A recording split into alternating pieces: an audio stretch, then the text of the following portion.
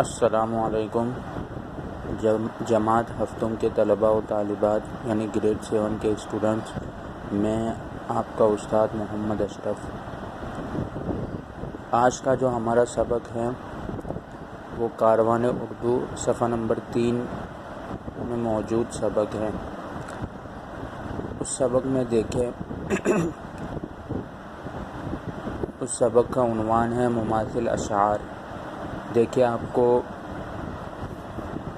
بالکل صفحے کے اوپر کچھ مماثل اشعار کے بارے میں ہیڈنگ نظر آئے گی، عنوان نظر آئے گا۔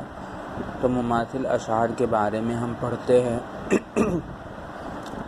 سب سے پہلے تو یہ بات سمجھ لینی چاہیے کہ مماثل اشعار کس کو کہتے ہیں، مماثل اشعار کا مطلب کیا ہے، مماثل اشعار کیا چیز ہے۔ تو دیکھیے مماثل اشعار کس کو کہتے ہیں، اس کی تعریف یہاں پہ لکھی گئی ہے۔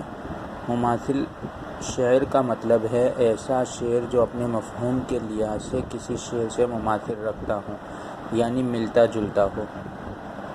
مطلب یہ ہے کہ دو اشعار ہیں، مفہوم کے اعتبار سے وہ ملتا جلتا ہو، مفہوم کے اعتبار سے ملتا جلتا ہو، یعنی پہلے شعر کا بھی مفہوم ایک ہی ہو، دوسرے شعر کا بھی مفہوم وہی ہو جو پہلے شعر کا مفہوم ہے، یا اس سے مفہوم سے ملتا جلتا ہو، اس کو کیا کہتے ہیں، مماثل شعر کہتے ہیں۔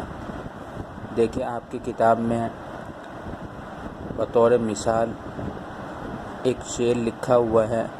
سب سے پہلا شعر ہے، اس کا جوڑا نہیں مثال نہیں، اس کو گھاٹا نہیں زوال نہیں۔ یہ اسماعیل میرٹھی شاعر ہے، اس کے انہوں نے اللہ کی تعریف میں یہ شعر کہا ہے، یعنی کہ اس کی ذات، اللہ تعالیٰ کی ذات ایسی ہے جس کی کوئی مثال نہیں ہے، اور اللہ تعالیٰ کی ذات کبھی ختم ہونے والی نہیں ہے۔ ٹھیک ہے، یہ ایک اسماعیل میرٹھی کا شعر ہے۔ اب دوسرا شعر دیکھیں نیچے، تیرا ثانی نہیں وہ عالم میں، مالک ملک بے مثال ہے تو۔ یہ کیا ہے، دوسرا شعر ہے، اور یہ ہے راغب مراد آبادی کا شعر ہے۔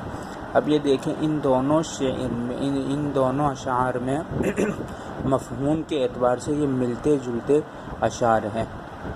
مفہوم کے اعتبار سے دونوں شعر ایک دوسرے سے ملتے جلتے ہیں، یعنی کہ پہلے شعر کا مفہوم بھی وہی ہے جو دوسرے شعر کا مفہوم ہے۔